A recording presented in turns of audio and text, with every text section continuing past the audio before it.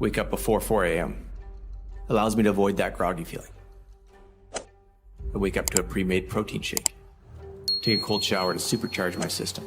I meditate, then I stretch, then I sit down to start work before 5:30. I'm off to another day where my timing is blocked to maximize output. Actually, that's not my story at all. Other than the meditation part, most of that is simply not true. I actually do my best to get 8 hours of sleep. I enjoy having a slow morning with a coffee to ease my way into the day. And despite all of these obvious moments where I could push to be more productive, I like my life. I feel fulfilled in what I do. And in fairness, I don't feel unproductive at all. People often think that what I've accomplished has happened because I work on work, that it's like my street cred to have a great work life. But actually, it's because that hasn't been my true pursuit. The real goal has always been to try to get as good at life as I can. Work is just a part of that equation. So I actually try to stay away from some of the easy success strategy stuff that gets offered through lots of modern books and videos. I focus on slower moving content, pockets of wisdom that seem to be nudged forward over time. Because for me, it's not about burning the candle at both ends, grinding at all costs, success that tears life apart. To me, that seems like madness. I'm fascinated by a bigger picture. You may be doing more, but are you doing the right thing? You may be earning more. Is it still serving you and others? And even if others applaud your life from the outside, how do you actually feel about it on the inside? What do people think when you leave the room? What do you think? Are you being the person you know you should be? Are you being the person the world knows you could be? These are fundamental questions. I study work, not because of a fascination with work and productivity and achieving more. I teach leadership, not because of the title it offers. I create strategies with businesses not because it sounds sophisticated or to simply make them more money. I do all those things because I believe work is what we do in an attempt to build a better tomorrow. And that leadership is the way we change the path forward when things just aren't working.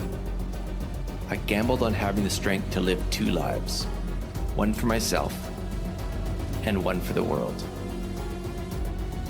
This is what I mean.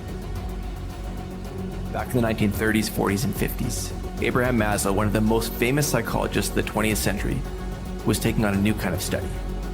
Instead of studying people as they struggle, he wanted to learn what makes certain people great. He called them exemplary. And 18 of the world's greatest made the cut. To give you some context, Einstein was one of them. He wasn't studying the world's richest people or rock stars or entrepreneurs. He was searching for something else. He was trying to understand those who had extraordinary abilities and who put them to extraordinary use for themselves and for the world. Those who were impressive from all angles. He felt like he was on top of something new, a different type of person.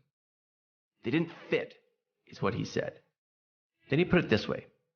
It was as if they come from another planet.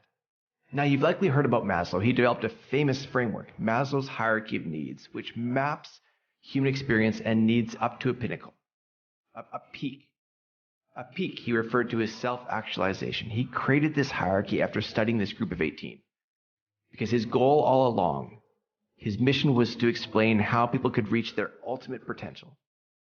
Included in this group of 18 were people like Einstein, but also Jane Addams, Abraham Lincoln, Eleanor Roosevelt, Frederick Douglass, and an anthropologist by the name of Ruth Benedict. And they're fascinating people. I couldn't help but to get caught up in some of their stories. I've been digging through their records, their archives. And it was in doing so that I came across a quote that has transformed my life and lies at the heart of my life pursuit.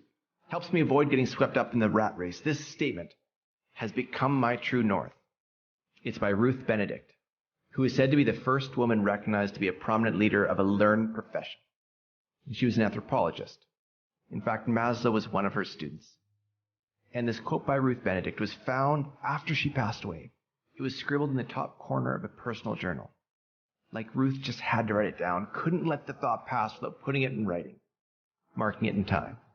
Ruth Benedict wrote this: I gambled on having the strength to live two lives, one for myself and one for the world. She gambled.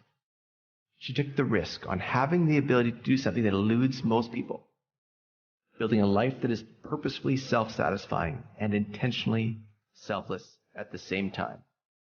To coming together the best you've got to build your own life and the best you can give to others. She was talking about finding a single path that aligns your goals and a purpose much bigger than you. And to me, that's the version of success I've been chasing. I helped launch and build a great business and a not-for-profit. I wrote a book I'm proud of. Travel the world for work and play. I love my wife, teach executive leadership and strategy, and have stayed mentally and physically fit for the better part of 2 decades.